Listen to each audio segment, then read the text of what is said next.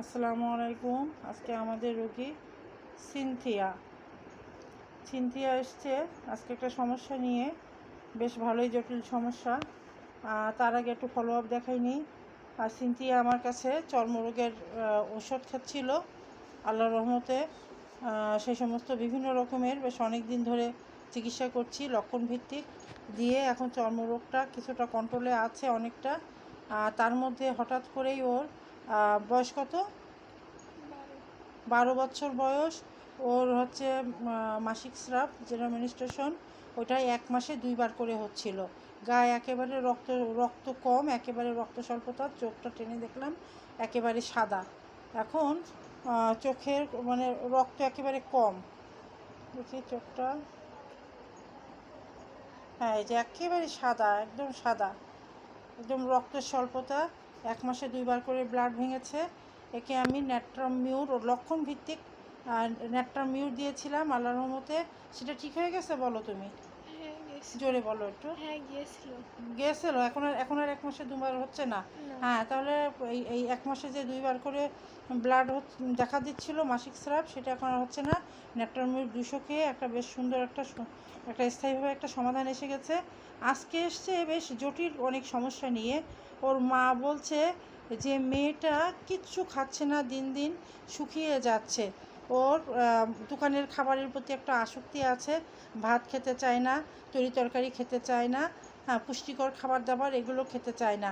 সবসময় একটু গোশ খেতে পছন্দ করো, তাই না? সবসময় গোশ হলে ভালো হয়, পুষ্টি হয় না, রক্ত তৈরি হয় না সবসময় গোশ খেলে। এখন মেয়েটির খাওয়া দাওয়ার একেবারে রুচি নেই বলতে খিদে লাগে না, তাই তো? মোটেও খিদে লাগে না। হ্যাঁ, মেয়েটি বলছে যে ওর মাও বলছে যে মোটেও খিদে লাগে না।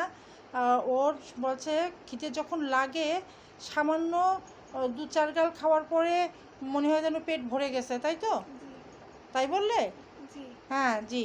আচ্ছা, এখন ওর 2-4 গাল ভাত খাওয়ার পরে ও দেখে যে ওর পেটটা ভরে গেছে। আসলে তো গ্যাসে পরিপূর্ণ হয়ে আছে পাকস্থলীটা, যার জন্যে ওর মানে খিদেটা লাগে না, গ্যাসেই পেট ভরে আছে এই জন্য।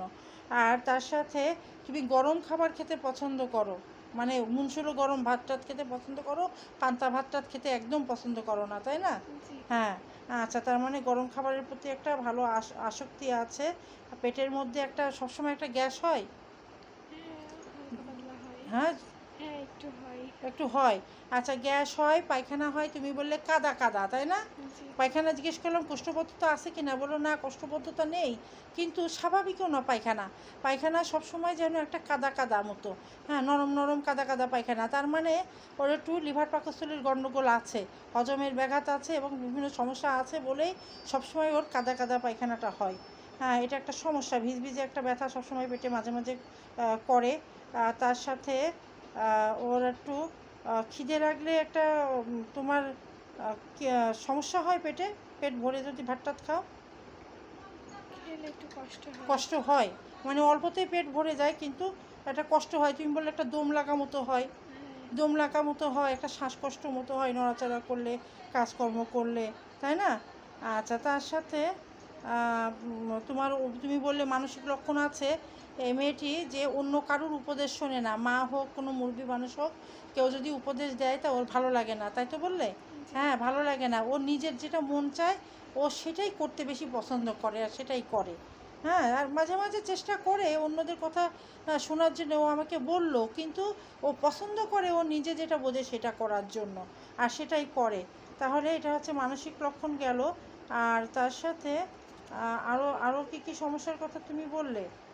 তোমার নিঃশ্বাসে একটা শ্বাসকষ্টের মতো হয় বললে? হ্যাঁ হ্যাঁ হ্যাঁ, মাঝে মাঝে একটা শ্বাসকষ্ট মতো হয়। আর তার সাথে তোমার রাত্রিবেলা না খেয়ে থাকলে যেন বেশি ভালো হয়, সে কথা বললে না? রাত্রে খিদে লাগে না?